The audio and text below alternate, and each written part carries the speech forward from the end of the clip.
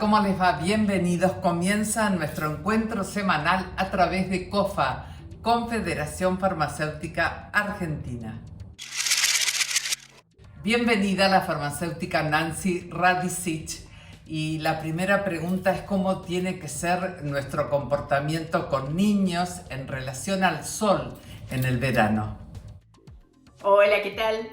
Como siempre es un gusto estar compartiendo este espacio.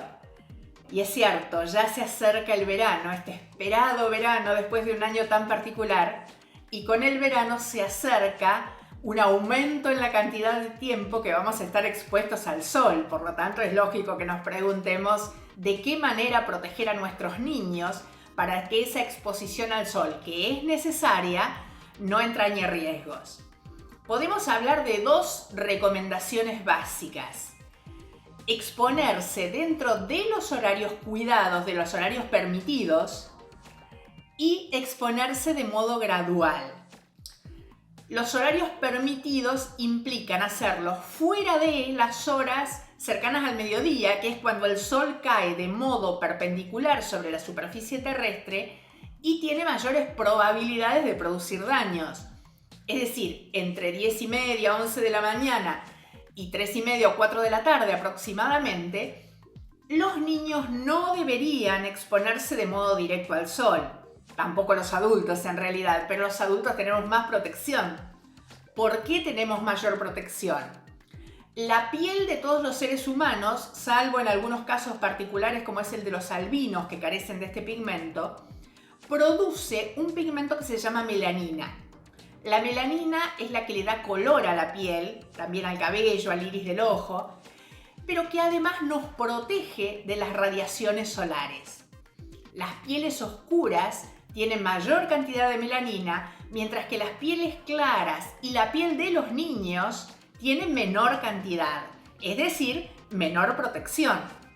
Ahora, ¿qué pasa? La producción de melanina por parte de la piel es estimulada por el sol. Por eso, cuando uno se expone de manera gradual al sol, va recibiendo pequeños estímulos como para ir generando más melanina, es decir, para ir generando mayor protección.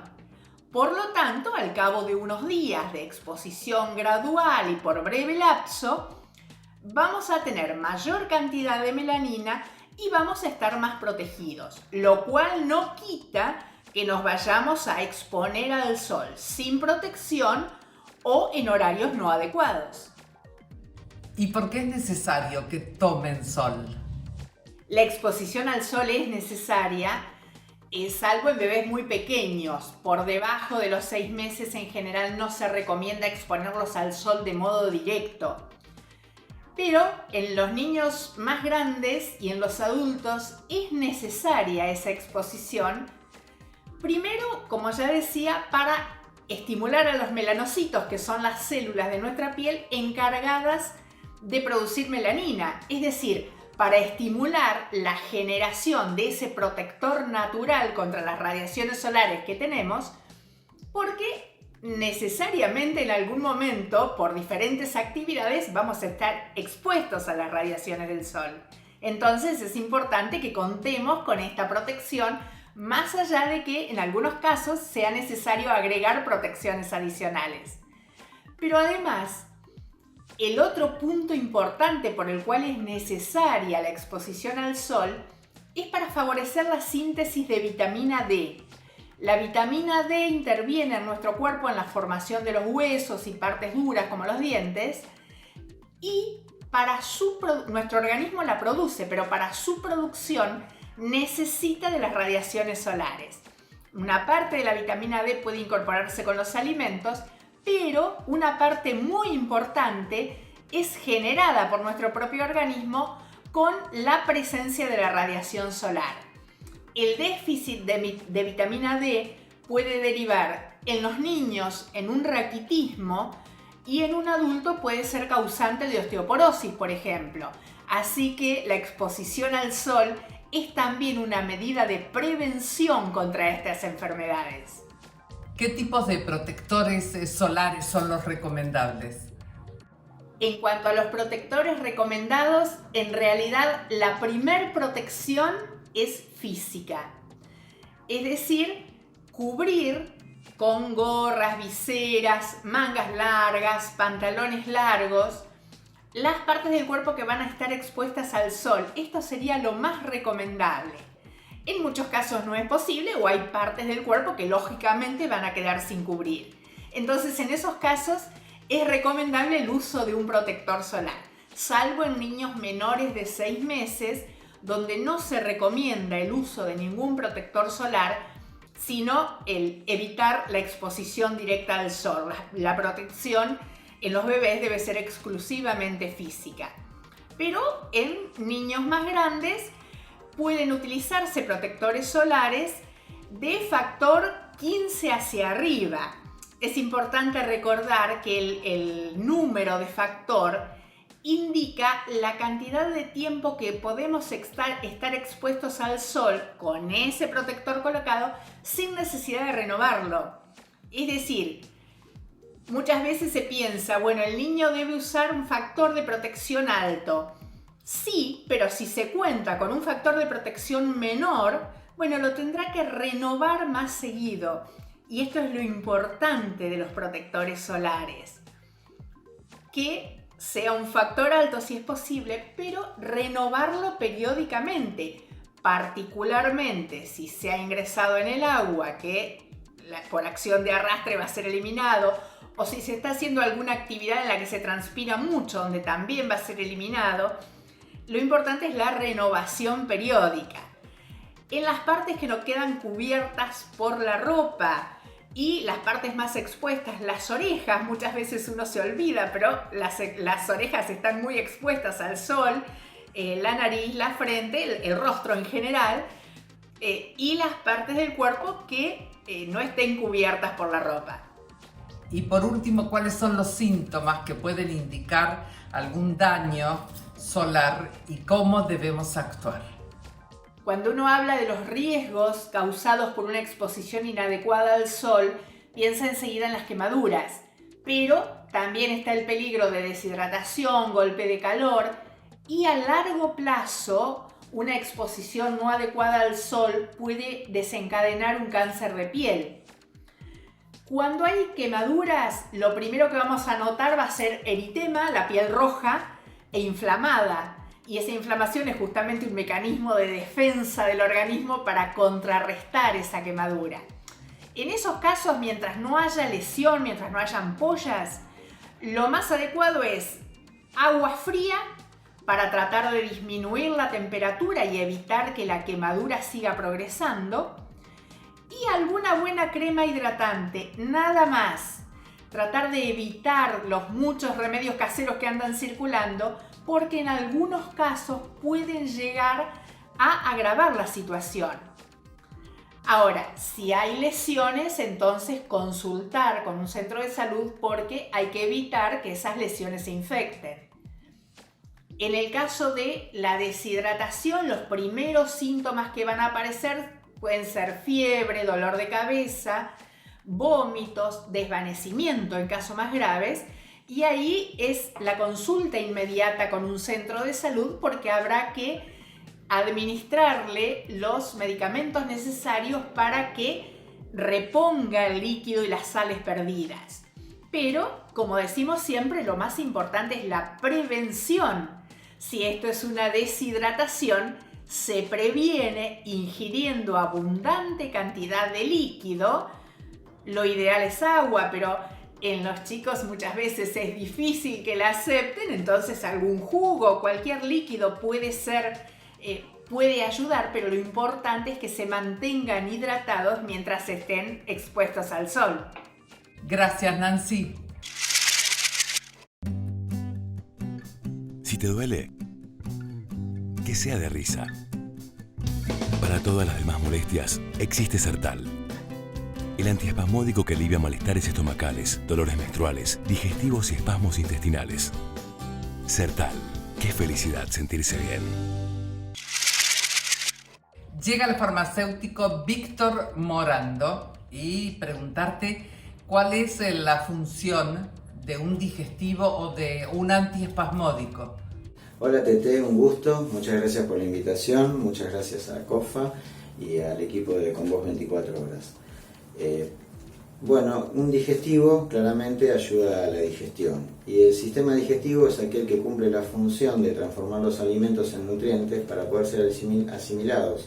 Y esto significa de que del alimento inicial yo obtenga los hidratos de carbono, las proteínas, los ácidos grasos, la vitamina, el agua y otro tipo de sustancias que pueden ser útiles y pueden ser utilizados como materia prima para construir, reparar o controlar los sistemas del organismo.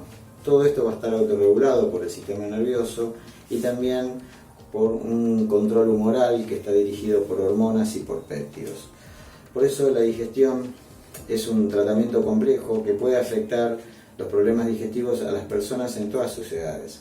La mayor parte de esos tienen corta duración y se solucionan fácilmente con pequeños controles en los cambios de alimentación y los hábitos de estilo de vida. Por ello, desde la farmacia que nosotros recomendamos al paciente que verifique bien cuando come la cantidad de la consistencia de los alimentos, que verifique si come con calma, que trate de hacer bien la deglución, que no coma y que inmediatamente se acueste, que no coma comidas muy frías ni muy calientes, o el uso de sustancias picantes, el uso de gaseosas, el uso de vinos, consumir más lácteos, las frutas ácidas, reemplazarlas por frutas dulces o cocidas.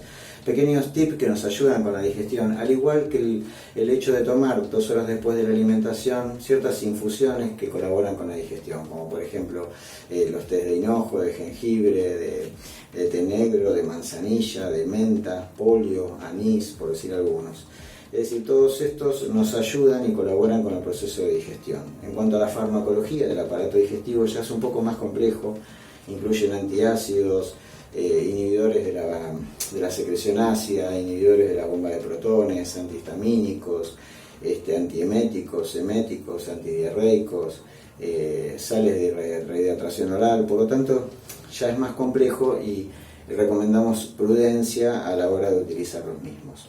Por otro lado, hablamos del efecto de la medicación antiespasmódica, que está indicada para tratar espasmos musculares o contracciones involuntarias de los músculos. O sea, cuando estos músculos se contraen, causa un dolor y eso recibe el nombre de espasmo. Por lo tanto, los antiespasmódicos lo que hacen es ayudar a combatir esas contracturas, esas lesiones, esos calambres, a través de una relajación del músculo. También existen plantas como por ejemplo la ruda, la onagra, las hojas de limón, el tilo, la manzanilla, que colaboran, que tienen ciertas propiedades antiespasmódicas.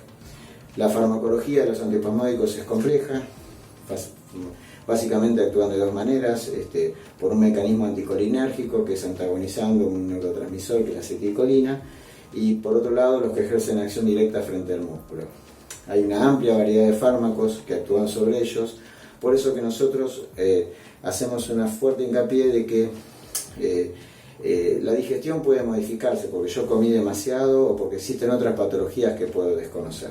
Por ello es importante definir qué tipo de molestia tengo, qué dolor, cuándo y cómo se presenta, y recurrir a la farmacia, recurrir al médico inmediatamente y no automedicarse. Esa es la recomendación para cuidar su salud. ¿Qué diagnósticos son los más comunes asociados al uso de estos medicamentos? Bueno, es una pregunta muy importante. Realmente existe una gran cantidad de diagnósticos que asocian digestivos y antiespasmódicos, por lo tanto es muy variado y amplio. Lo importante es no desestimar los dolores y las molestias. Como hablamos recién, pueden ser de vital importancia para la salud del paciente. No dejar que el dolor se vuelva crónico y acudir de inmediato a la consulta. Los encontramos asociados a tratamientos de úlceras, por ejemplo, provocadas por el Helicobacter pylori o por otras causas, cólicos originados en el intestino, la vesícula biliar, conducto renal, para tratar dispepsias no ulcerosas, síndrome de intestino irritable, enfermedad diverticular, dolor abdominal, en casos de arritmia, de asma, de Parkinson, dolor hepático, diagnósticos también que uno mismo genera por dispepsias, por haber comido demasiado o por haber tomado determinados medicamentos como aspirinas o antiinflamatorios que causan irritación del esófago, del estómago, estreñimiento, diarrea. Es decir, hay una amplia variedad de situaciones en las que nosotros asociamos digestivos y antiespasmódicos y podemos estar perjudicando la situación de salud, la condición de salud. Y por último están las intoxicaciones, que pueden ser accidentales o intencionales. La mayoría son del primer tipo, pero las intencionales están en aumento, sobre todo los viernes, a la noche, los sábados y en víspera de las fiestas. Así que el uso responsable de medicamentos es muy importante como tema de prevención. La pandemia, la fatiga, el estrés, por supuesto, pueden llevarnos a ingerir a lo mejor de una manera peligrosa estos medicamentos. ¿Qué consideraciones tenemos que tener? Bueno, los digestivos y antiespasmódicos no dejan de ser una medicación y deben usarse con mucha precaución, sobre todo en casos de síndrome de Down, reflujo gastroesofágico, diarrea, colitis ulcerosa, infarto agudo de miocardio, enfermedades con taquicardia, fiebre, en embarazo, en lactancias. Hay antiespasmódicos que pueden atravesar la barrera hematoencefálica y en caso de intoxicación pueden producir pérdida de memoria, excitación psíquica o alucinación. Otros antiespasmódicos pueden producir estreñimiento, alteraciones del ritmo cardíaco, reducción de la secreción bronquial, urgencia miccional, dilatación de la pupila, glaucoma, vómitos. Es decir, no quiero asustarlos, pero realmente existen peligros y hay que tenerlos muy presentes. Por mencionar otros, por ejemplo, el uso de antiácidos. Hay antiácidos que pueden interferir en la absorción digestiva de un gran número de fármacos. Por lo tanto, se recomienda que entre la administración de un medicamento y la administración de un antiácido haya una ventanita de 2 horas. No debe administrarse a menores de 12 años. Existen antiespasmódicos que pueden ser depresores del sistema nervioso central, por lo tanto también pueden traer consecuencias de depresión, sedación o deterioro cognitivo, sobre todo en pacientes de edad. Por lo tanto hay que revisar los medicamentos. Los pacientes manifiestan síntomas y hay que atenderlos. Por eso consulte a su farmacéutico para que le haga un diagnóstico farmacológico, porque lo que normalmente sucede es que ante la presencia de un estado depresivo, falta de energía, apatía, decaimiento, que hacemos seguir agregando medicación y ahí nos ponemos en otro serio problema. Otro caso puede ser que cuando tenemos el dolor abdominal, ¿qué hacer? Tomamos un analgésico, tomamos un antiespasmódico. Normalmente nos vamos a un analgésico y tomando un analgésico ingresa al torrente sanguíneo y puede estar enmascarando otro tipo de situaciones, como por ejemplo una apendicitis que después termina derivándose a una peritonitis séptica con unos riesgos que no son nada buenos. Entonces lo importante es derivarse al doctor, no automedicarse, consultar con su farmacéutico, ser precisos y tener un uso responsable de la medicación. Muchas gracias. Gracias, Víctor. Por la pandemia y los cuidados que tomamos, este año no recibimos en planta visitas. Por eso, decidimos desarrollar nuestro primer programa educativo virtual, las visitas virtuales a La Serenísima. Con el farmacéutico Iván Sartori, que ya está en el programa, vamos a hablar de este aumento de peso que ha habido durante la pandemia y a qué se debió fundamentalmente. Hola Tete, muchas gracias por esta nueva invitación a tu programa. Es un placer poder acompañarte nuevamente en este espacio. Así es, hubo efectivamente aumento de peso, según datos de estadísticas de universidades y variadas autoridades sanitarias a nivel mundial. A nivel local, la Sociedad Argentina de Nutrición hizo una encuesta entre 5.600 personas a 45 días de iniciado el aislamiento y encontró que el 62% había ganado peso. Según otra encuesta realizada por la Universidad Abierta Interamericana, entre 500 mayores de 16 años que viven en el área metropolitana de Buenos Aires, 4 de cada 10 personas subieron de peso durante la cuarentena. ¿Cuáles son las causas? Bueno, las causas son básicamente el aumento de la ingesta de alimentos y la disminución o ausencia de actividad física. Hay una tendencia, igualmente a nivel global, a la disminución de la actividad física, comenzando desde la niñez, con reemplazo de los juegos presenciales con virtuales, entre otras cosas. Según el Ministerio de Salud, en Argentina, 6 de cada 10 adultos presentan exceso de peso. Se intensificó la problemática con el impedimento de la realización al aire libre de cualquier tipo de actividad física, incluso la individual, por parte de las autoridades en Argentina. Este hecho se contrapone con las recomendaciones de salud de la Organización Mundial de la Salud. Por otro lado, al verse disminuida o anulada la actividad física, con tan solo seguir con la ingesta diaria habitual de calorías, se aumenta de peso. Dicho de otra forma, a igual ingesta de alimentos, si se reduce la actividad física, se aumenta de peso. ¿Y por qué hubo más ingesta de alimentos durante la pandemia? Bueno, al hacer vida normal, antes de la pandemia, las personas se trasladaban a sus trabajos, realizaban sus actividades de distinta índole del tipo intelectual, social, etc. Así se respetaban en mayor medida los horarios de las comidas. Durante la pandemia, mucha gente perdió noción de estos horarios. Se incrementaron los snacks y demás ingestas fuera de los horarios habituales. Por otro lado, la imposibilidad de salir al exterior, la soledad sumada a pérdidas de trabajo, pérdida del ciclo lectivo para estudiantes en general, aprietos económicos, no realización de exámenes de salud de rutina, todas estas y más causas dispararon en muchas personas cuadros de angustia, ansiedad, estrés, aburrimiento, generando en muchos casos incremento en la ingesta de alimentos. Y, adicionalmente, se escaló el consumo de bebidas alcohólicas, que aportan muchas calorías al organismo, particularmente en el caso de las cervezas, vinos y espumantes dulces. Por otro lado, cabe destacar que por más que los alimentos sean saludables, también aportan calorías, que al no utilizarse se almacenan en el organismo, produciendo aumento de peso. O sea que, por más que una persona lleve una dieta con alimentos saludables, si están en exceso, también conducen a una ganancia de peso. Como corolario, consumir alimentos sanos en su justa medida. ¿Cómo repercute la falta de actividad física en el organismo?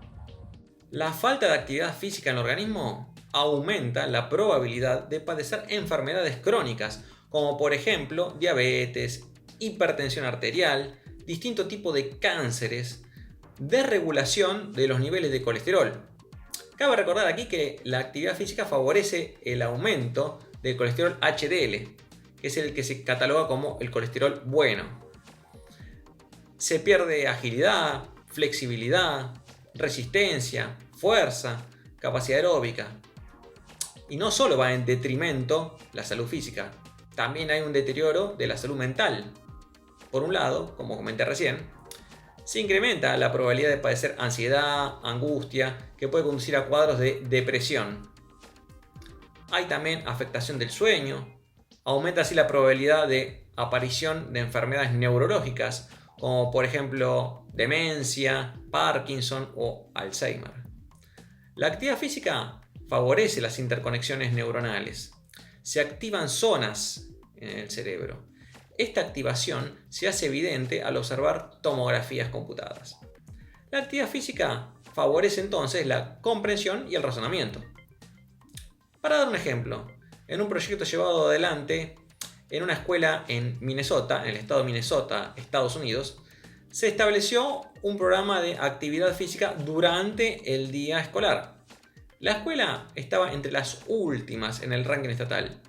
Luego de implementado este programa, pasaron a estar entre las mejores, con excelente rendimiento de los estudiantes.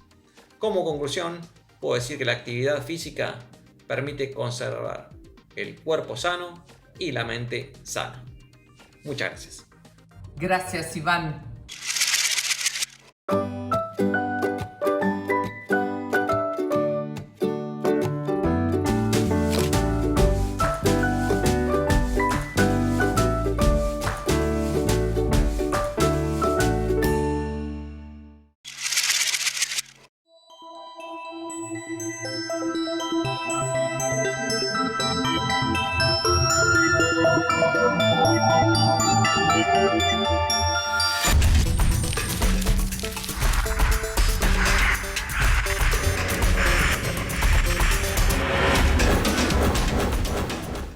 Llega el momento de la despedida. Recuerde que nuestro Facebook es Con Vos 24 horas. Abrazo gigante, farmacéuticas y farmacéuticos de todo el país.